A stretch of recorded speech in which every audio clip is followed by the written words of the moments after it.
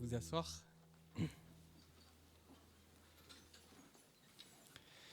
C'est vrai que j'ai rapidement évoqué la notion de communion fraternelle, de partage entre frères et sœurs. Alors je ne sais pas si vous avez eu l'occasion d'expérimenter ça cette semaine un peu plus fortement par le biais des groupes de maison.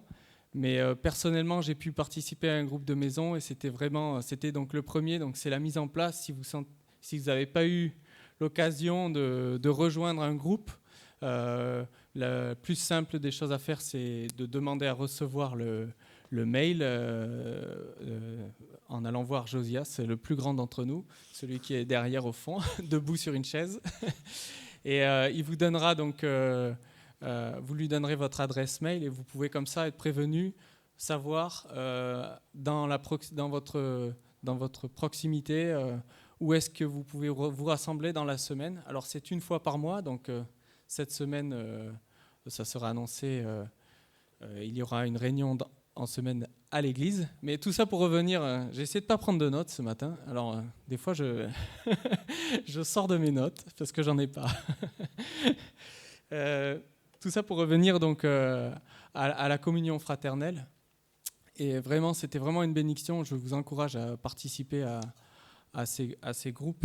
Et on avait été déjà un petit peu exhortés à cette communion la semaine dernière. Je ne sais pas si vous vous rappelez, mais Jacques nous a enseigné sur le fait que nous ne sommes pas juste une association qui allons délivrer des cultes, mais nous sommes un corps. Nous sommes chacun des membres différents, avec des dons différents, et nous devons nous laisser guider par l'Esprit pour rester unis, pour rester d'un seul et même esprit, un seul corps vivant, et dont la tête de ce corps, ce n'est pas un de nous, ce n'est pas le président ou les différents anciens, mais c'est bien Christ. Et je pense que c'est important de continuer à se souvenir de ça dans les différents chants aussi, dans les méditations que l'on va avoir, et aussi dans la réunion que l'on va partager cet après-midi.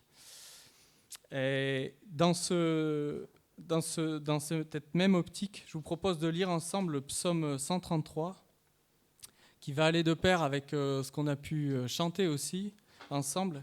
Le psaume 133, il est très court, il n'y a que trois versets. Et c'est David qui écrit « Voici, ô, qu'il est agréable, qu'il est doux pour des frères de demeurer ensemble. C'est comme l'huile précieuse qui, répandue sur la tête, descend sur la barbe d'Aaron, qui descend sur le bord de ses vêtements. C'est comme la rosée de l'Hermon qui descend sur les montagnes de Sion. Car c'est là que l'Éternel envoie la bénédiction, la vie pour l'éternité. » On voit que Dieu est sensible à cette communion lorsque nous sommes rassemblés en son nom. Et c'est sur ce point que je voudrais vous guider dans ces différents chants ce matin.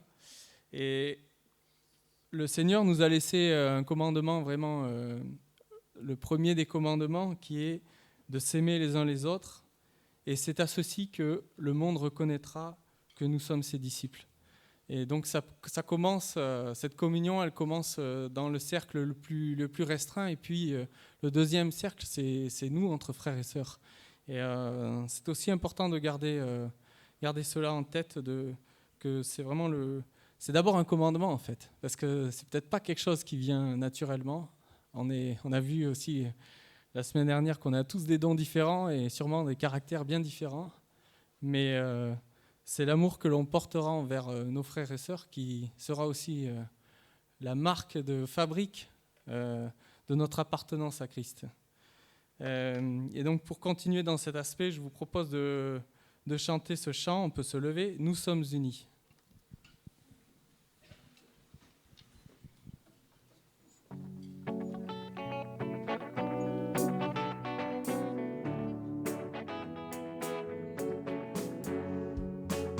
Nous sommes unis dans la famille, car Dieu nous lie à toujours par une chaîne d'amour. Concitoyens, nous sommes les siens, car Dieu nous lie à toujours par une chaîne d'amour.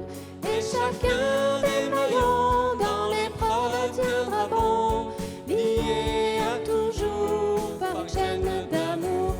Oui, chacun des maillons dans l'épreuve tiendra bon, lié à toujours par une chaîne d'amour.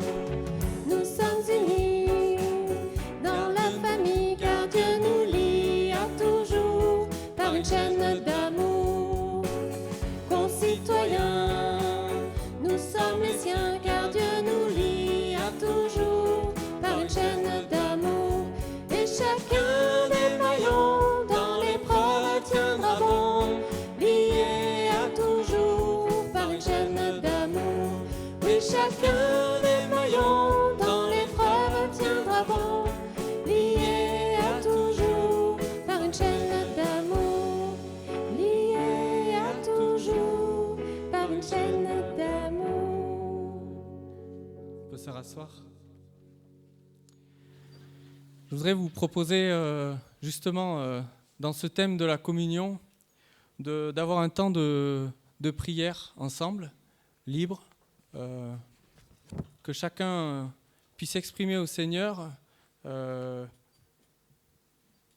ses remerciements aussi pour cette Église, pour ses frères et sœurs, mais aussi que l'on puisse prier les uns pour les autres, pour les personnes qui ont des difficultés dans leur vie, au niveau physique aussi, mais que l'on puisse, voudrais vous inviter aussi ce matin à prier pour les personnes qui sont en charge de l'Église ici, de toutes les activités, chacun qui participe au service. Je pense que c'est bien qu'on ait ce moment d'unité aussi de toute l'Église.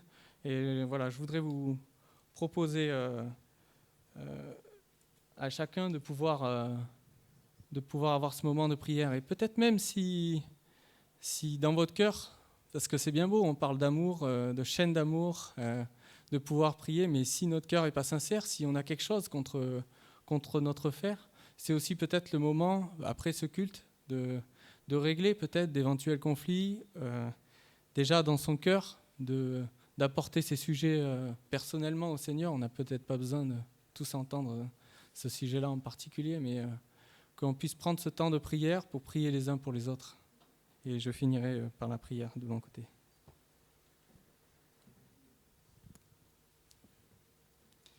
Je voudrais vous inviter à chanter encore 2 chants. Et avant ces 2 chants, je voulais vous partager un texte qui accompagnerait la prise de la scène. Malheureusement, c'est ma faute. Je n'ai pas prévenu les frères et sœurs pour la préparation. Donc, je vous propose quand même de lire ce passage qui m'a vraiment touché et qui nous fait comprendre pourquoi nous obéissons à ce commandement de Dieu, de se rappeler de Jésus et de son œuvre, et en quoi aussi c'est un acte vraiment de communion fraternelle. Je vais vous lire ce passage dans 1 Corinthiens 10, versets 16 et 17. Donc 1 Corinthiens 10, versets 16 et 17. La coupe de bénédiction que nous bénissons n'est-elle pas la communion au sang de Christ ? Le pain que nous rompons n'est-il pas la communion au corps de Christ ? Puisqu'il y a un seul pain, nous qui sommes plusieurs, nous formons un seul corps, car nous participons tous à un même pain. Et bien c'est vrai qu'on ne prendra pas physiquement la scène, mais ça nous laisse de la méditation pour la semaine prochaine lorsque nous la partagerons physiquement. Et je vous invite quand même à vous lever et à chanter ces 2 prochains chants. Rien ne peut sauver mon âme, rien que le sang de Jésus et Rédempteur du monde. Après cela, les enfants pourront rejoindre l'étage et rejoindront Pascal qui va leur faire la reprise de la chorale. Enfants de tout âge.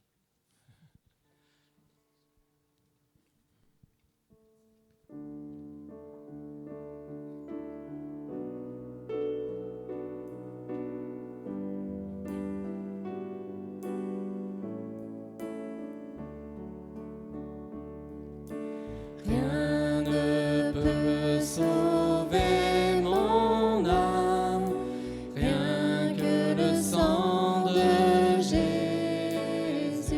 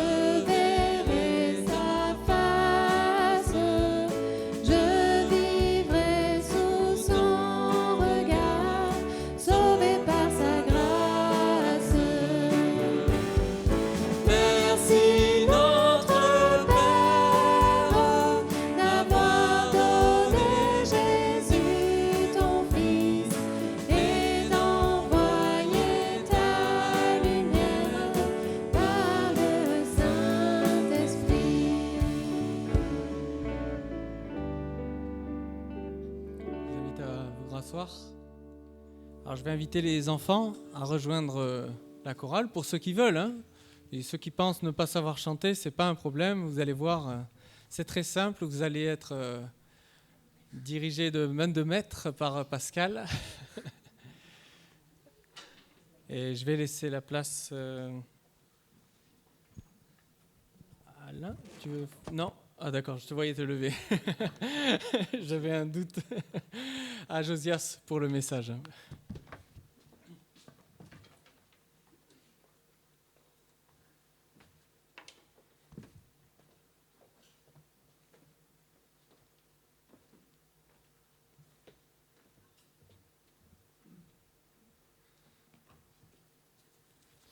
Bonjour à chacun. Alors c'est vrai que Eddy vous a rappelé qu'on a eu cette semaine les réunions de foyer, donc c'est un petit peu le balbutiement, ça se met en place, ça va se rôder.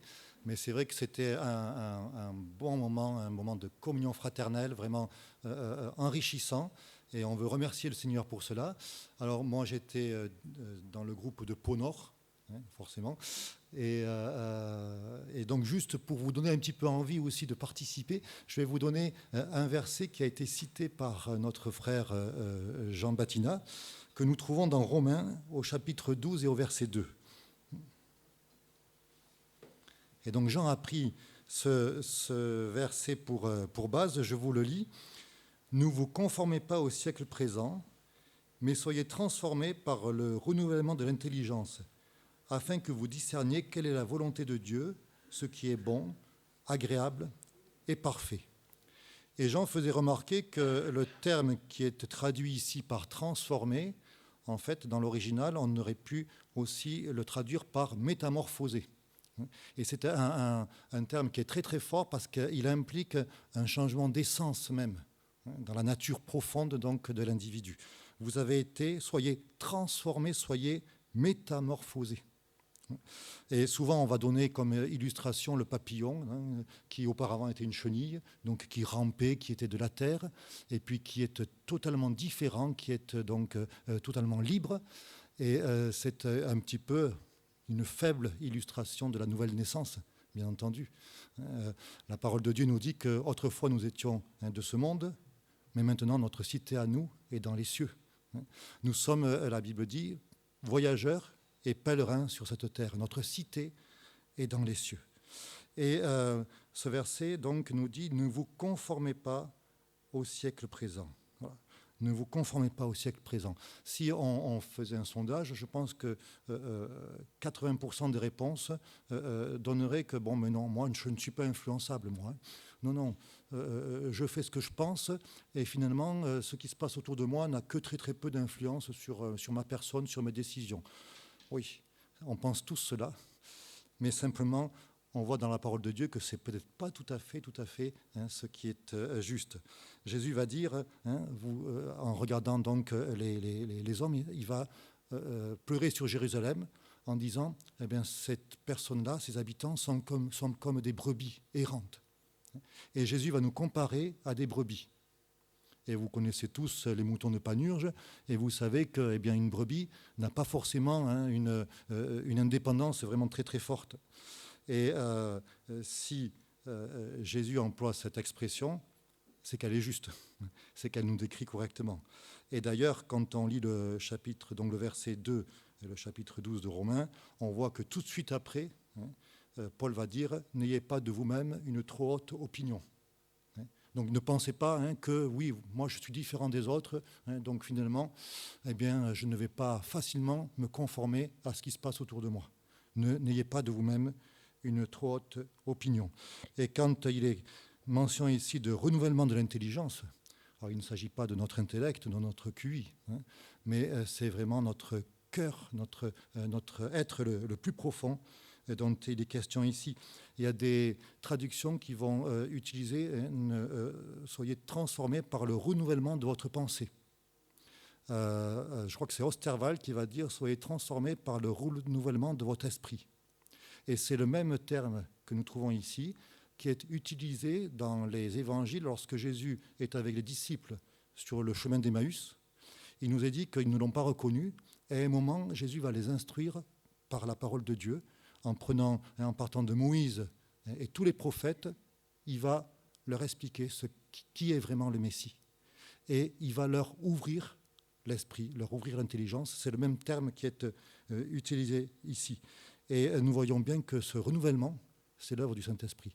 La base, c'est l'œuvre de Christ à la croix du Calvaire. Et je voudrais prendre avec vous 2 exemples ce matin pour nous montrer, alors un exemple dans le mauvais sens et puis un exemple dans le bon sens, pour nous montrer quelque part, nous inciter à nous laisser renouveler, métamorphoser dans notre entendement, dans notre intelligence, dans notre être intérieur.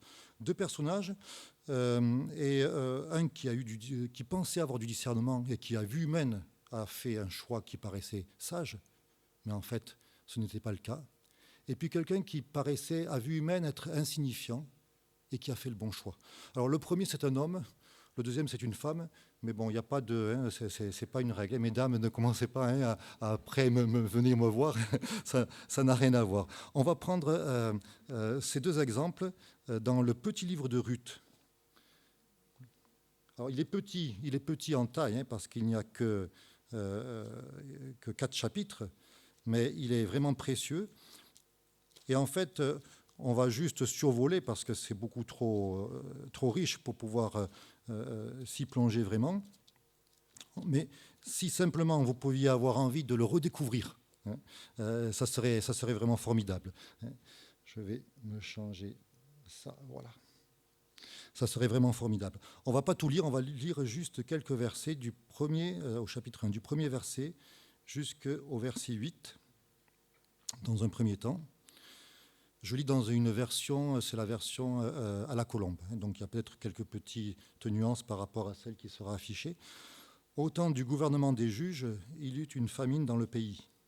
Un homme de Bethléem, de Juda, partit avec sa femme et ses 2 fils pour séjourner dans la campagne de Moab. Le nom de cet homme était Elimelech, le nom de sa femme Noémie, et le nom de ses 2 fils, Mahlon et Kilion. Ils étaient Éphratiens de Bethléem, de Juda. Ils arrivèrent dans la campagne de Moab et ils y vécurent. Puis Elimelech, mari de Noémie, mourut, et elle resta avec ses 2 fils. Ils épousèrent des femmes moabites. Le nom de la première était Orpa, et le nom de la seconde, Ruth. Ils habitèrent là environ 10 ans. Mahlon et Kilion moururent aussi tous les 2, et la femme resta privée de ses 2 enfants et de son mari. Alors elle se leva, elle et ses 2 belles-filles, et s'en revint de la campagne de Moab, car elle avait appris dans la campagne de Moab que l'Éternel était intervenu en faveur de son peuple en lui donnant du pain. Elle sortit du lieu où elle vivait, ses 2 belles-filles avec elle, et elles se mirent en route pour retourner au pays de Juda.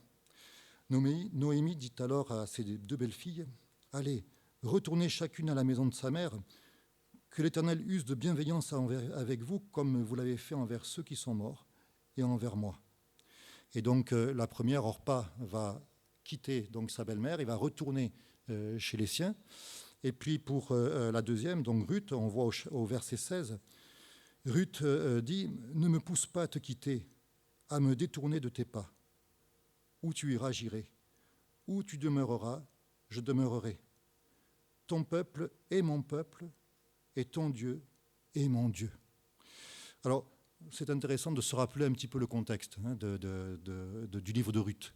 Alors le contexte, si on le prend, si on remonte pas mal, dans le livre du Deutéronome, l'Éternel s'adresse à Moïse et à son peuple, et au chapitre 8, verset 7, il va dire à Moïse donc et à Israël, « L'Éternel ton Dieu va te faire entrer dans un bon pays. » Voilà, je vais te donner un bon pays, et il va le décrire. C'est un pays où il y a des sources qui coulent des montagnes, qui arrosent les vallées. C'est un pays qui est riche, où tu vas pouvoir cultiver le froment, le blé, où il y a des vignes, des figuiers, des grenades. Voilà, c'est un pays, un autre passage dit, où coule le lait et le miel. C'est un pays merveilleux. On a presque l'impression qu'il est en train de décrire le Pays basque. Angèle et Gérard ne vont pas me contredire. Mais non, c'est un pays merveilleux. Et il va dire, quand tu seras dans ce pays et que tu vas te rassasier, eh bien, tu vas remercier, tu vas être reconnaissant envers moi pour ce bon pays que je t'ai donné. Et ce pays, Israël va le conquérir. Ça, c'est le livre de Josué. et c'est un livre de victoire. Et Josué, au premier chapitre, on voit que Dieu s'adresse donc à son serviteur et il va lui dire, mais ne crains pas, hein, ne sois pas effrayé par les habitants de ce pays, parce que de toute façon, nul ne tiendra devant toi. Vraiment, fais-moi confiance, appuie-toi sur moi, et tu vas voir, tu vas aller de victoire en victoire. Et il va lui faire aussi cette recommandation que ce livre de la loi, on connaît bien ce verset, que ce livre de la loi ne s'éloigne point de ta bouche, médite-le jour et nuit, car c'est alors que tu auras du succès dans tes entreprises, et c'est alors que tu réussiras. En clair, en fait, qu'est-ce que Dieu dit à son serviteur ? Un petit peu la même chose que nous trouvons dans ce verset 2 de Romains. Ne te laisse pas influencer par ce monde, par la mentalité de ce monde, par ce pays, par la mentalité des gens de ce pays. Mais laisse-toi renouveler dans ton entendement, dans ton intelligence, dans ton esprit. Et pour cela, pour être renouvelé, pour connaître, discerner la volonté de Dieu, eh bien, que ce livre de la loi ne s'éloigne point de ta bouche. En clair, eh bien, il faut que tu me connaisses. Connais-moi toujours plus intimement, et ainsi, eh bien, tu ne seras pas influencé par le pays, par les habitants, et tu me feras totalement confiance. Voilà ce que Dieu va dire à son serviteur. Et puis, donc, c'est un livre de victoire, et on a un changement qui s'opère à la fin du livre. On a un changement qui s'opère, et au verset 31 du chapitre 24, il nous est dit ceci. Israël servit l'Éternel pendant toute la vie de Josué et pendant toute la vie des anciens qui survécurent à Josué.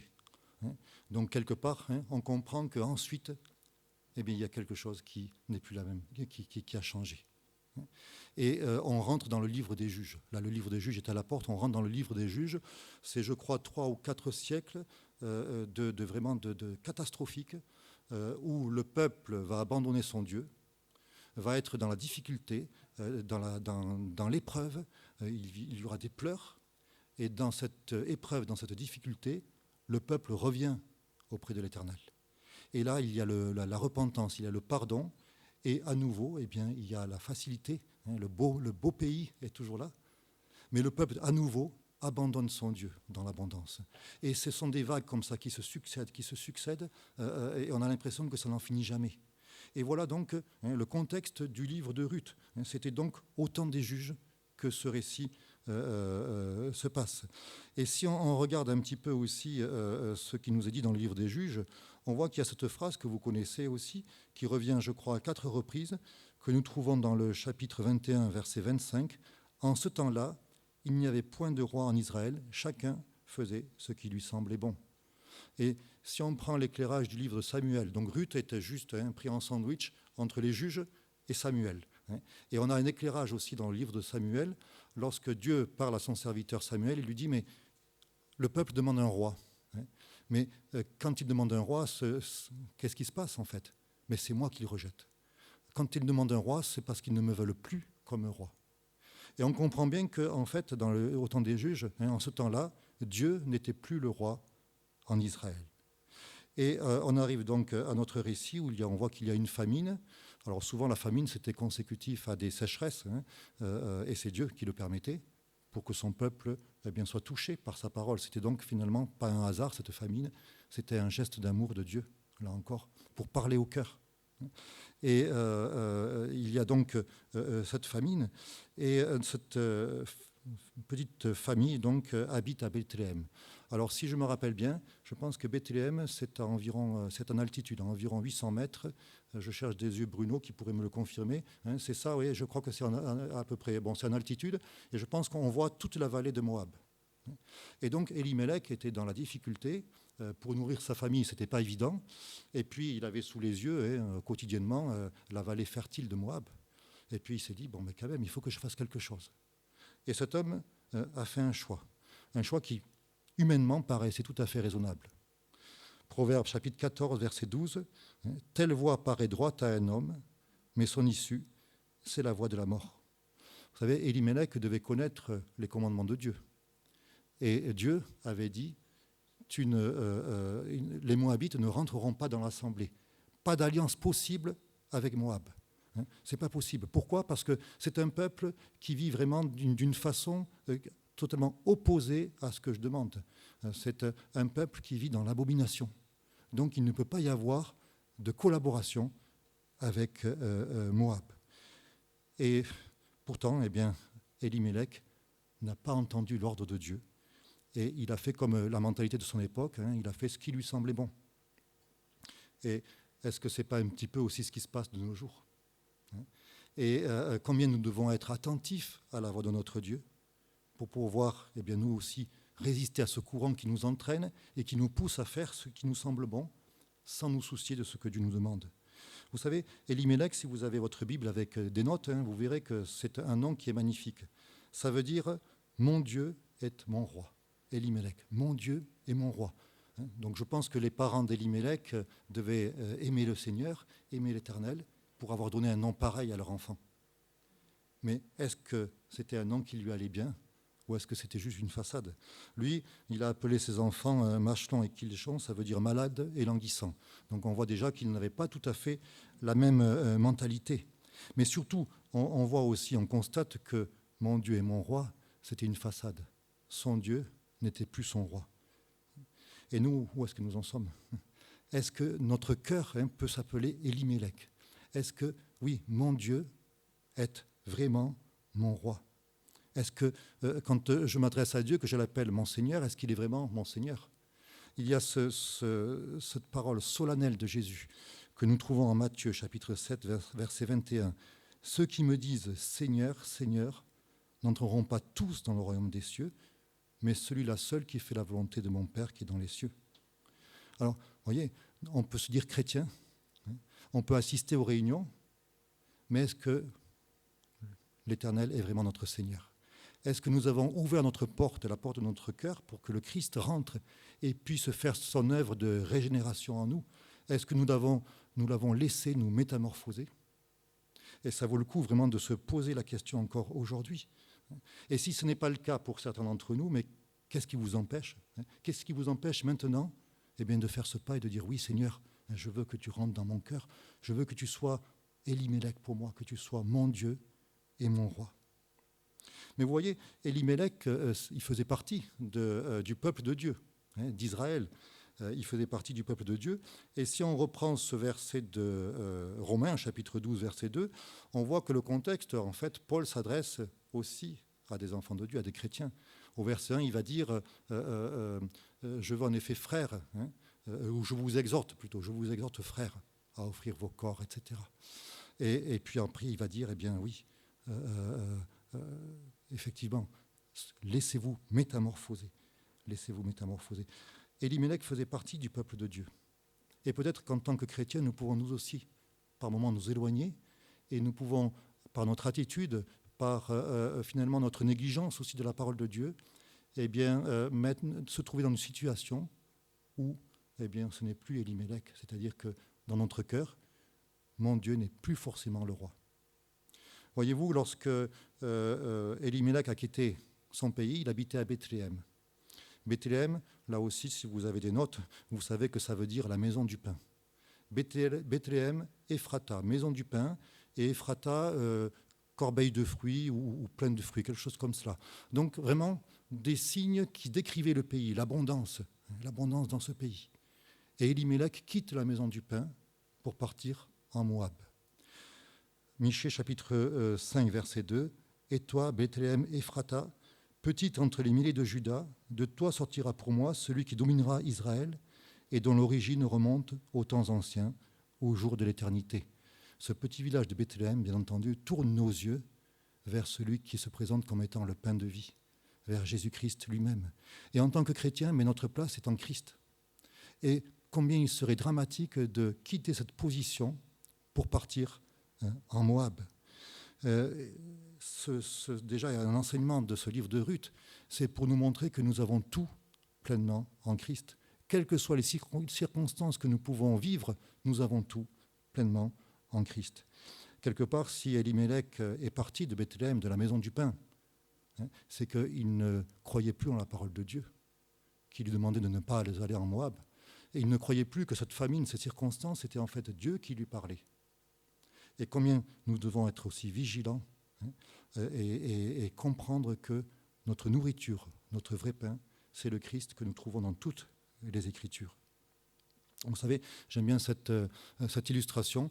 Si par exemple vous allez à Bruxelles, vous visitez Bruxelles, vous allez avoir des bâtiments magnifiques. Si vous aimez l'architecture, ça vaut le coup. En particulier, où il y aura aussi des hôtels splendides. Et vous allez pouvoir prendre une chambre dans n'importe quel de ces hôtels splendides. À partir du moment où vous payez, vous pouvez y dormir. Par contre, il y a un bâtiment qui est splendide également. C'est le Palais Royal. Et là, vous aurez beau essayer de payer tout ce que vous voudrez, vous ne pourrez pas y rentrer. Pourquoi cela ?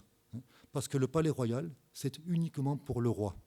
Et vous voyez, notre cœur, c'est aussi un Palais Royal qui est uniquement pour notre Roi des rois, pour notre Seigneur des seigneurs, et pour personne d'autre.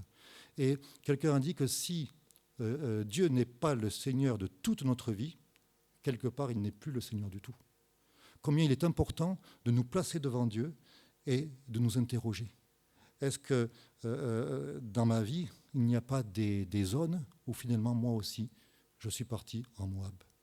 Est-ce que je ne suis pas, alors que j'ai la source d'eau vive à ma disposition, est-ce que je ne suis pas allé boire à des sources, à des citernes crevassées qui ne retiennent pas l'eau ? Et ça nous amène au deuxième exemple, c'est Ruth. Le deuxième exemple, l'exemple à suivre, c'est Ruth. Ruth qui a vécu des choses tellement dramatiques. Ruth qui se retrouve dans une situation humainement, quelle épreuve. Elle a perdu son mari, elle a perdu également son beau-frère, son beau-père, et elle va se retrouver dans un pays qu'elle ne connaît pas. Elle est moabite en plus, donc elle ne sera pas forcément la bienvenue. Elle va se retrouver là, veuve, sans ressources, sans appui. En plus, elle va devoir s'occuper de sa belle-mère. Donc humainement, quel est ce choix ? Est-ce qu'humainement, elle n'aurait pas dû dire comme sa belle-sœur, oui, moi aussi, je retourne chez ma mère ? Elle a fait un choix. Elle a fait un choix, et ce choix, il est très très important. Il se situe au verset 16, quand elle dit « Ton Dieu est mon Dieu ». Des traductions disent « Ton Dieu sera mon Dieu », mais c'est plus juste de prendre cette traduction « Ton Dieu est mon Dieu ». Et ce ne sont pas des simples paroles, c'est vraiment une réalité dans sa vie. Effectivement, elle, son cœur, c'est Elimelech, mon Dieu et mon roi. Et on le voit dans son témoignage, chapitre 2, verset 12, on voit qu'elle est observée, et quelqu'un va lui dire, mais oui, tu t'es réfugié, c'est Boaz qui lui dit, tu t'es réfugié sous les ailes de l'Éternel. Quel beau témoignage. Et puis on va voir aussi comment elle s'occupe de sa belle-mère.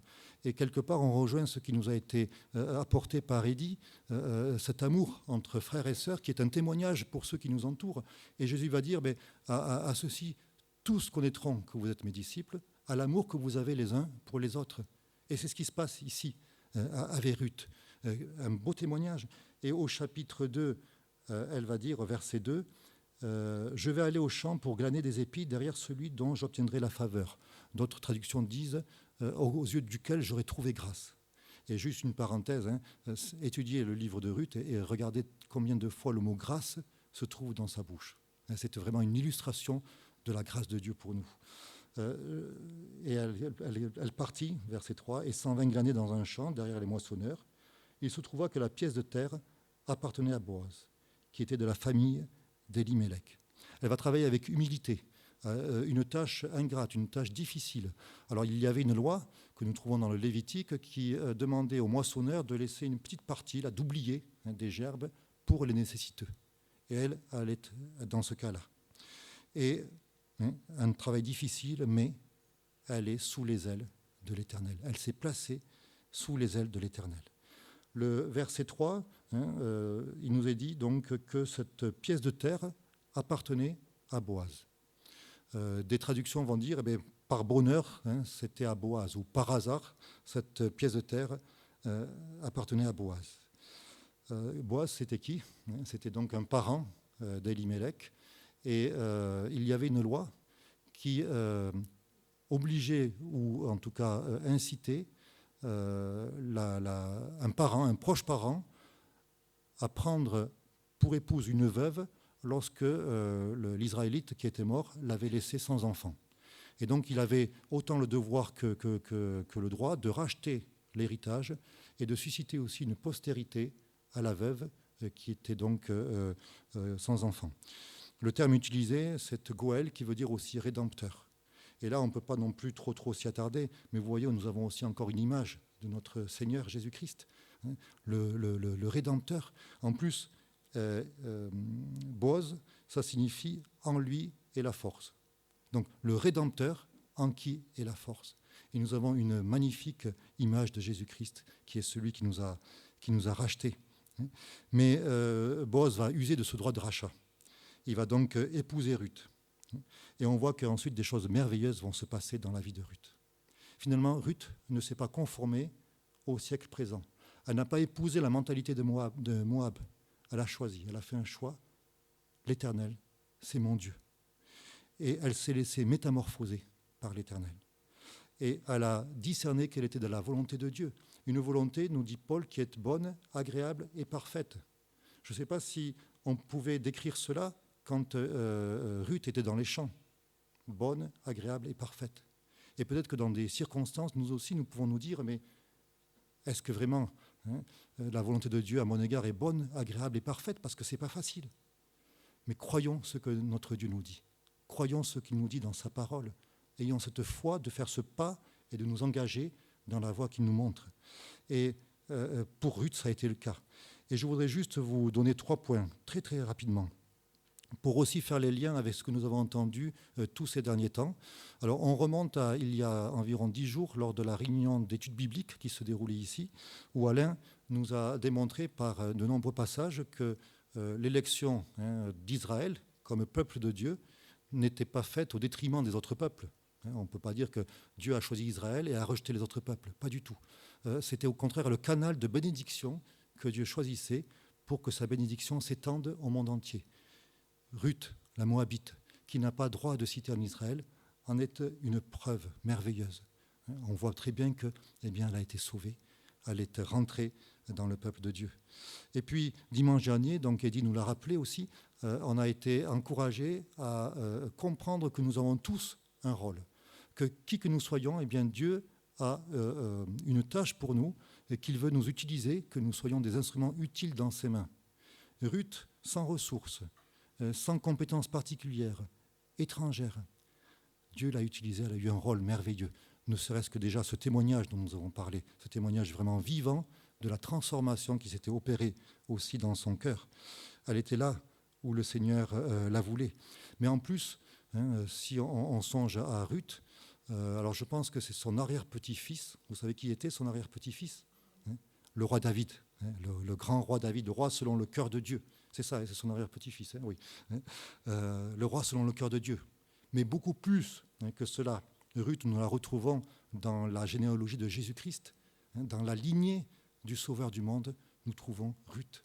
Ruth qui, avec ses peu de moyens à vue humaine, s'est laissée métamorphoser par son Seigneur et a été tellement utile dans les mains de son Seigneur, et tellement utile encore aujourd'hui, puisque son récit nous encourage.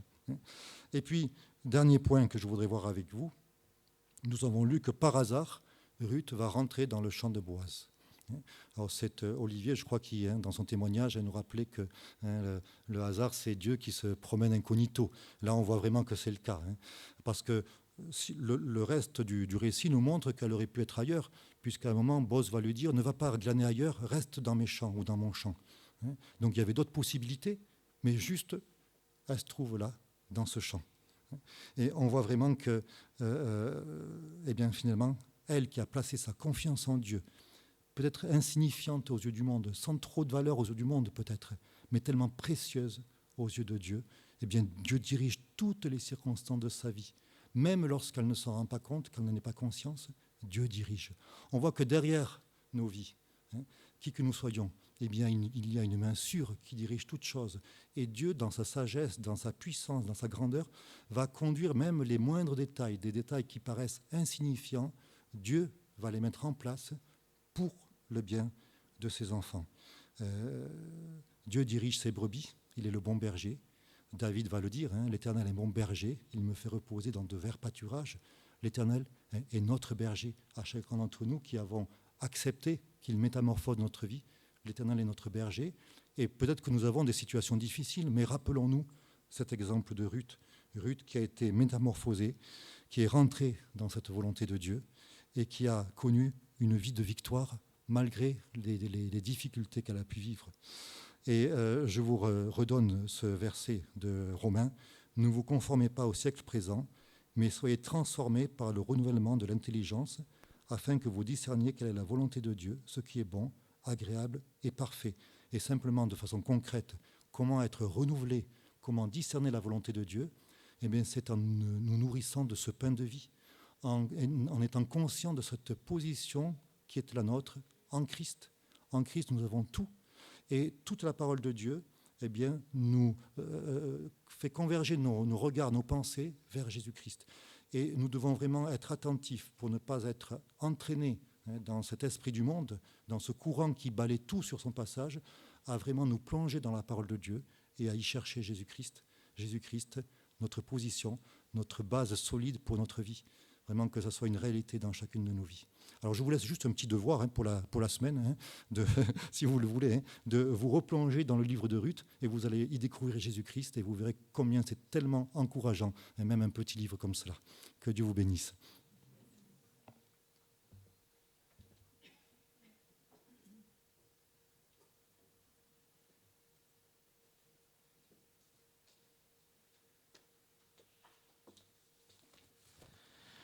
Avant de passer à la suite pour les annonces et encore un chant, on voulait vous proposer de chanter ce chant suite à ce qu'on a entendu.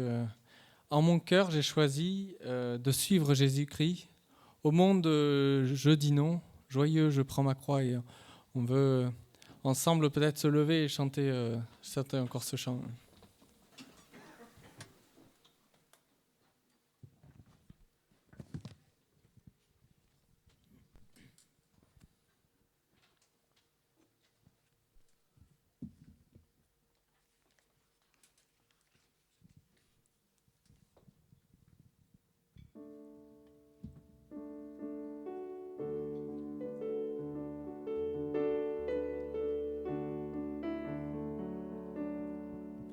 En mon cœur, j'ai choisi de suivre Jésus-Christ. En mon cœur, j'ai choisi de suivre Jésus. En mon cœur, j'ai choisi de suivre Jésus-Christ. Oui, pour toujours. Oui, pour toujours. Si mes amis s'en vont, qu'importe, moi j'irai. Si mes amis s'en vont, qu'importe, j'irai. Si mes amis s'en vont, qu'importe, moi j'irai. Oui, pour toujours. Oui, pour toujours. Au monde, je dis non. Joyeux, je prends ma croix. Au monde, je dis non. J'accepte la croix. Au monde, je dis non. Joyeux, je prends ma croix. Oui, pour toujours. Oui, pour toujours.